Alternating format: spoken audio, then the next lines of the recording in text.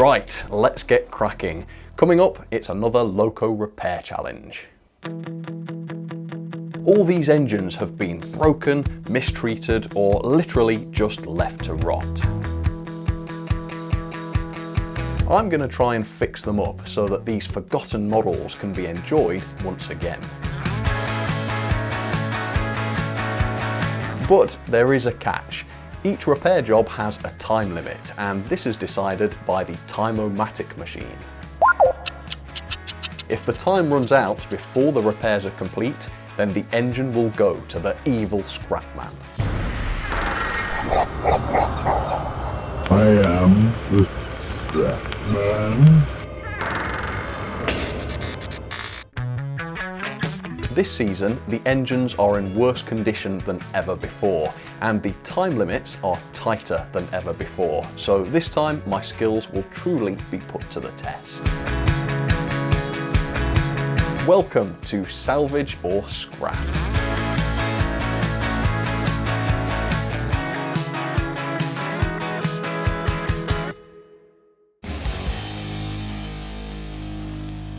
Let's take a look at this season's remaining broken bankers, humble halls, and mangled motors. Today's patient is a 1966 Triang Railways Albert Hall locomotive, which I purchased for £21. You've probably noticed one or two of the faults with this model, but let's take a closer look and see what else is wrong. Clearly, this is a very dirty engine. Not only that, but rusty too. The rods and pistons in particular are very, very rusty, and so are the couplings. And that's problematic because these parts are supposed to move, and instead they're all rusted up. According to the number plate, this hall should be Albert Hall, except the stickers are missing from the nameplates, so at the moment it's got no identity.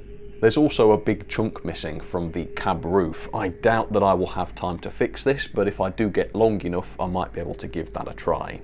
Otherwise though, I think it's mainly the filth and the rust that's making this look bad. A good clean, a bit of a polish and a replacement plate, and fingers crossed this Loco could look good as new again.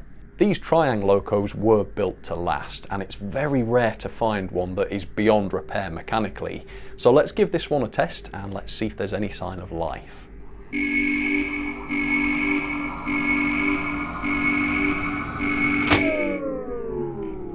Oh yes, it is trying to work, isn't it? I saw the wheels twitch there when power was applied. Let's give it a wiggle.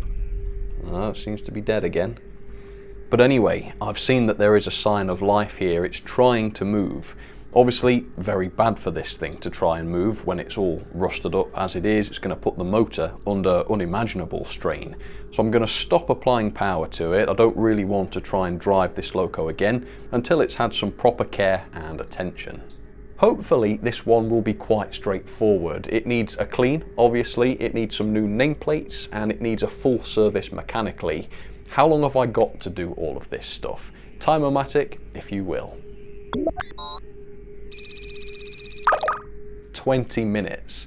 Yikes. So really, really tight this time. I'm gonna have to pop those bodies off, get them cleaned immediately, and then do possibly the quickest Triang service I have ever done in my life. I think if there's anything seriously wrong with this Loco, I'm gonna fail this one.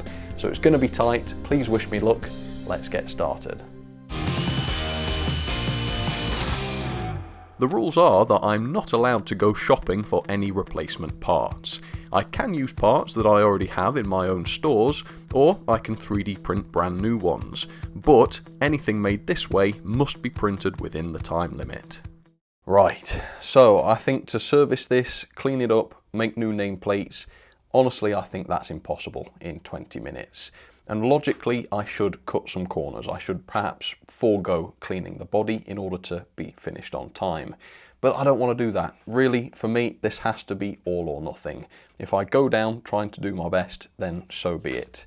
The thing that concerns me is the rust. How am I going to get this off in a reasonable amount of time? I don't know.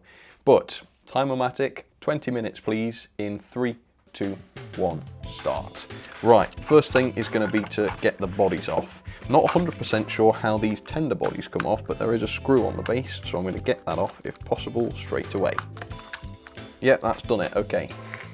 What is that? That's a little enclosure for the sound, don't need that. Originally, it looks like this Loco had Triang's famous realistic chuffing sound, but that system seems to be mostly missing, so that diaphragm box isn't needed. And let's go and do a very, very quick body clean.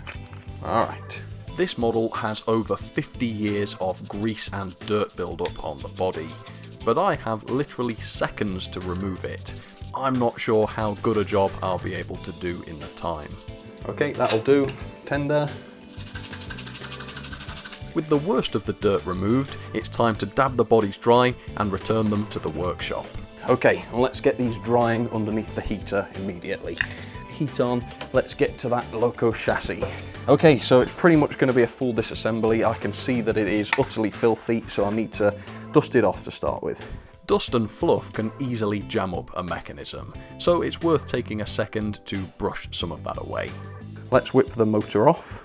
This is the same motor that we saw on the kit-built collet, and to service one of these should be just standard procedure. Put all that to one side, deal with that in just a second. Let's pull off the coupling rods. I really want to deal with the rusty rods, but I know that I haven't really got time for this, so it's going to have to be a very quick once over.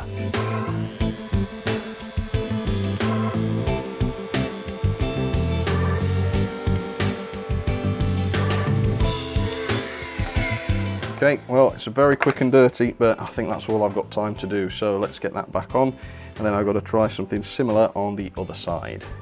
You know what? It's not looking that much better from a rust point of view, but I'm hoping the pieces will at least be smoother so that the wheels are freer to spin. The rods on the other side of the Loco don't seem to be quite as rusty, and with only 14 minutes left on the clock, I've just decided to leave those alone. I might just try oiling that and leaving it. Let's see. If the wheels are spinning freely, I don't care, it can be left. Right, how is it looking? The wheels are spinning freely, so it looks like I might get away with it. Right, let's whip that base keeper off and get some lubricant on the axles, clean the pickups, get the motor serviced, and some nameplates built, all in 14 minutes. This is very rough indeed. Removing the base has revealed a lot of hidden dirt, all of which needs to be removed. These pickups, they must not be steel because they're not rusty, which is very good news. Right, oil on the axles. There we go, hopefully they'll be nice and free. Let's get these pickups back in position. Which way does this go on? With all the pressure of being timed though, I'm really struggling to refit the pickups onto the base. It's a fiddly job, but I can't afford to waste any time. I'm having a bit of a faff around here with the pickups. Maybe that's not the way they go. Oh man. I'm really starting to panic over these pickups. Come on, you pickups, I need you.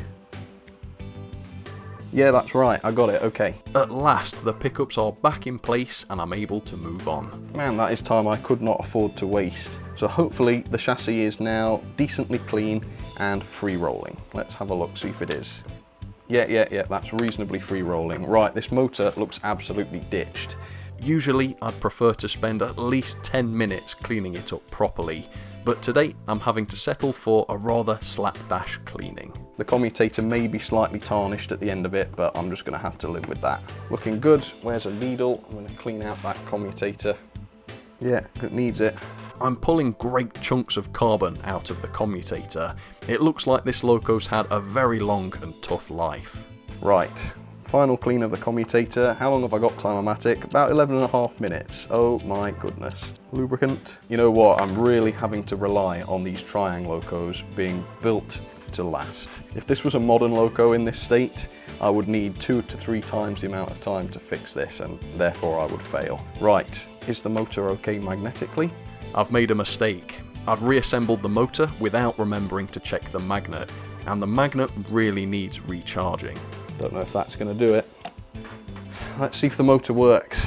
This is not ideal. The remagnetizer needs a good contact with the magnet in order to do the job properly, but that would involve disassembling the motor again, and I just don't have the time.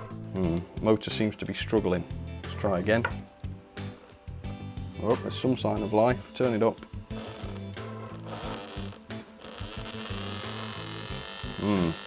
Not a happy motor, that one, but I've only got 10 minutes. It's probably a huge mistake not to remagnetise the motor properly, but the Loco's still in pieces and I have to move on. Right, let's get that motor back in. Let's get some lubricant on it. Okay, let's put that motor screw back in. With all the mechanism back together, it's time to test the whole thing for the first time. See if we've actually got some life here. I'm not sure, you know, I'm not sure. That motor did not seem dreadfully healthy. Is it going to go? Oh, it's not working. Why isn't it working? It's bad news. The motor was just about able to work without a load, but now, faced with having to drive the Loco's wheels, it's completely dead again. Come on. Oh, still totally dead. Why is it dead? There seems to be a short circuit somewhere, but I can't see anything wrong. Oh my god, that's not good. That is not good at all. Please say you're working, motor. The motor is far from happy, and it's barely able to turn. Well, hopefully this motor will come back to life in 8 minutes, or less. Pretty unhappy, honestly, yeah. This motor's no good. Right, I do have other motors though, so let me just replace it in here, I think. Oh no, but I need one with the nylon worm, don't I? There's another problem. This motor is unusual in that it uses a plastic worm drive. Most of my spare motors have brass worm drives, which sadly are incompatible. So to do this, I have to find a new motor with a plastic worm. That one's metal. Oh no, this is going badly wrong. I don't think the metal wormed ones will work, unfortunately. Oh, that's such a shame. It is possible to swap the worm drives on these motors, but it's a slow and fiddly job, and I just know there won't be time for that. Let's just try pulling the brushes out, putting them back in again. I don't really know if that's going to be enough. I'm frantically trying to rejuvenate the exhausted motor, but there's very little hope. I don't really have time to do tests on this motor to find out whether it's dead or not. It's not looking good. I'm definitely panicking here, and I've wasted most of the time that I'd set aside for the new nameplates. Right, power. This motor's not happy at all. Yeah, this motor's no good. I mean, it's working. Let's just put it in and see what I can do. I'm going to put it back together as best I can, and we'll see whether or not it works on the final test. I don't know if it will. I'm probably doubting it at this point, and I've also gone and lost the rear motor screw. That's not good at all. Oh no, there it is, I found it. Okay. Things are not looking good. If the motor doesn't run, I can't even clean the wheels. If the wheels are dirty, the Loco won't get power during the final test, even if the workshop's better controller would have been enough to get the motor going. Okay, we've got 5 minutes. Let me put the bodies back on, I think. Yeah, they do look dry, okay. Man, I'm just really throwing my fortunes into the lap of the gods here. I've just got to hope that this works when it gets tested at the workshop. I might be able to get power to the wheels before that and maybe try and clean them because they look like they need it. I suppose I should try that, and if not, I'll try and do those nameplates just so that I've used all of my time. Okay. Let's put the body for the tender back on, screw that in, and let's just see if there is now power to the Loco or not. Oh, I can hear the motor trying to go. Go on. Of course, there's still no sign of life. Go on. I don't know what I'm expecting here. It's fairly clear that the motor's dead. It just feels better to keep trying right until the very end. Alright, I still don't think it's going to work. Anyway, let me try and do some nameplates because I've got 3 minutes for that. I'll at least want the Loco to pass cosmetically to an extent. I've got to very carefully cut these out. Okay, it's not a neat job, but I'm going to try and glue it on anyway, and we'll see how it looks. Okay, and let's stick it on. I think it looks better than without any nameplates at all, so I'm going to go ahead and try the other one. I've got 2.5 minutes left. Oh, that's such a shame. I'm gutted that there wasn't time to do better justice to the mechanism and the motor. Okay, let's stick that on. These nameplates look quite janky, they certainly do. Right, there's just enough time, 1 minute 40 left, just to try my best to get this to run. I don't think it's going to, folks. It seems to be stalled, not able to run, unfortunately. Oh, that's such a shame. Okay, well, there's nothing else I can do. If I get super lucky, it might just randomly work in the workshop, but I think that's a fool's hope, really. Okay, Time-O-Matic, please stop the clock. 1 minute and 13 seconds left. Yeah, the time limit was just too tight this time. Just not enough time to properly fix the motor problem. Anyway, let's take this back to the workshop for the final inspection.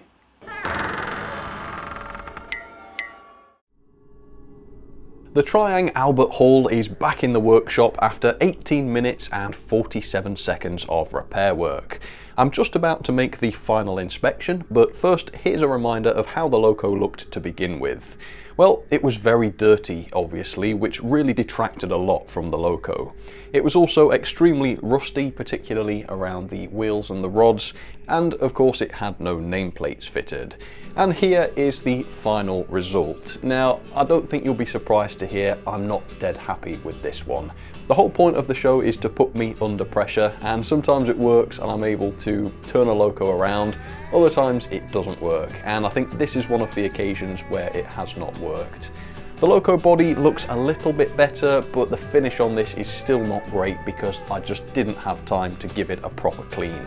It does have the nameplates fitted, although again these are not as neat and tidy as I would have liked. Ideally I would have made proper transfers and not just pieces of paper. These don't look great. And I also didn't have time to even get all of the rust off. I was able to clear the rust from some of the parts, but it hasn't been that effective. On this side in particular, the parts still look quite rusty. So if I'm being really generous, the Loco is improved cosmetically, if not perfect, but does it work? I don't have high hopes for this. My only one hope is that that feedback controller I use in the workshop is gonna somehow kick that motor back into life. But if it doesn't, this Loco's going to the scrap man. So let's find out in the final test.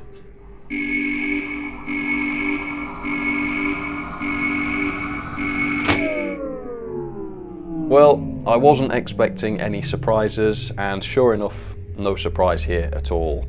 Loco completely dead, can't even hear any buzzing now, blimey. Let's try it in reverse. No, same again, full power, nothing there. Let's give it a wiggle. No, you see now, I've lost it entirely. So, not happy with that, definitely got some sort of motor trouble. Unfortunately, this Loco is still dead. Okay, so unfortunately this Loco is just a bit too far gone. I do think with a new motor I might have been able to resurrect it, but regardless of the reason, I failed and the Loco has to go to the evil scrap man.